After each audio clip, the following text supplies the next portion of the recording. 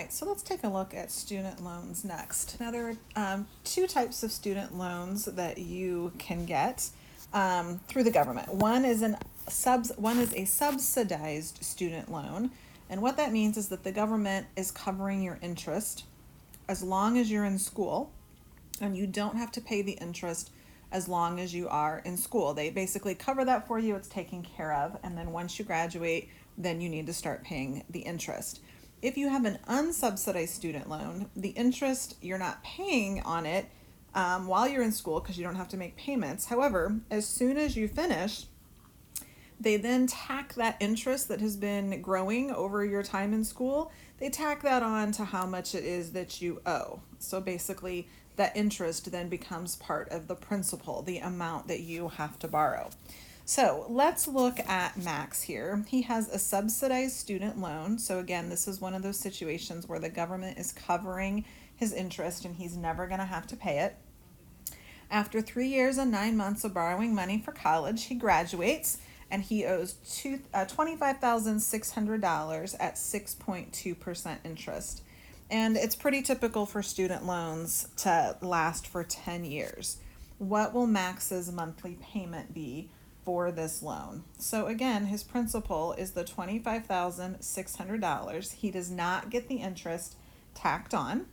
We're looking for his regular monthly payment. His interest rate is 6.2%, and again, term is 10 years.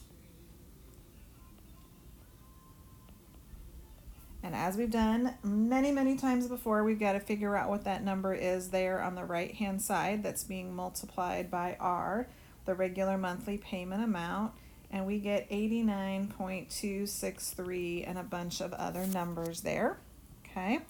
Dividing both sides by the 89.263, etc.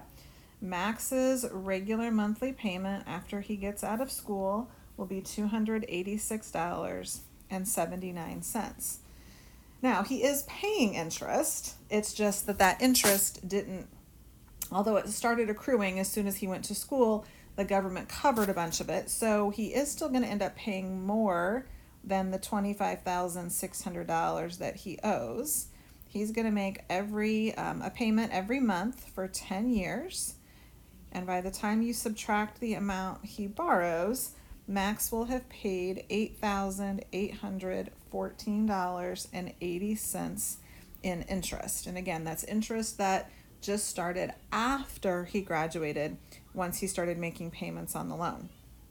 Now, let's take a look at Max's twin, Maggie, and let's say she's got the same amount of debt, took her the same amount of time, everything's the same, except she has an unsubsidized loan. So she's going to have to pay the amount of interest using the simple interest formula. That's how they do this. So she's going to have to add a bunch to the principal of her loan. So when we look at the amount that Maggie's going to owe, and then we take that simple interest formula, interest is principal times rate times time. The principal amount of her loan before they add the interest is $25,600 at 6.2% interest. And this interest was building for 3 years and 9 months. 3 years and 9 months, so that's 3 years and then 9 months out of 12. That is 3.75 years. And so that is her time. So she has to add right away $5,952 to the amount that she's borrowing. Okay, so moving on to question D, find the principal amount of Maggie's loan.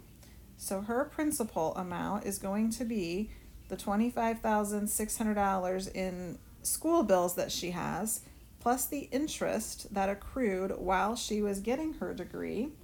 She's going to end up borrowing $31,552. Okay, now we'll go ahead and move on to calculating her monthly payment. So everything else is the same as it is for Max, her brother. The only difference is the amount that she is borrowing. So this is exactly the same as it is in part A of this question. Everything else being exactly the same as far as what they've acquired. And again, that number, that 89.263, that's still going to stand. It's just we're going to divide 31,552 by that number. And as you might imagine, Maggie's monthly payment's going to be more than her brother's because she owes more money. Her monthly payment is $353.47. And so now let's figure out how much interest Maggie's going to end up paying.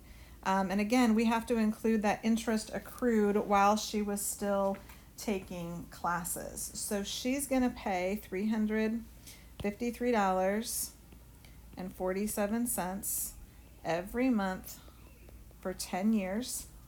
And what she borrowed, and we're just going to subtract out the amount of her school bill. We're not going to subtract out the $31,552 because that includes that interest amount. So we're going to subtract out the $25,600, which is what she actually owes for school. So that way that $5,952 is part of this. And so Maggie has to pay $16,816.40 in interest. So $10,000, almost $11,000 actually more than what her brother has to pay because he had that subsidized loan.